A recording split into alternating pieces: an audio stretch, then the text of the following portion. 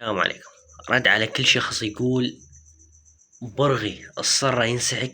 لا يا حبيبي، ما ينسحق. تدري شلون؟ انا اقول لك. عدي انا بديت افتح الصرة من سنة 2021. ما احكيك على ايران، احكيك على هاي السيام مناشرة على فيديوهات سابقا. المهم، والنامي والتايجر وهاي سافاني لحد هسه ما واجهت مشكلة. بس شنو؟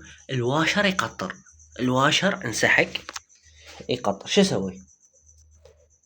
سبب المشكلة جبت راجز قوي، بديت اضب بالراجز فسحق الواشر. تمام.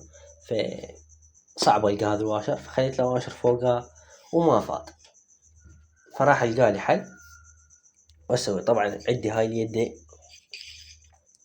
شفت خلوه شلون عنص هيجي وضبه على مود العزم يصير خفيف، لانه على ضبط ايدك كافي. بعد مو راجل كبير طيبي يتأذى.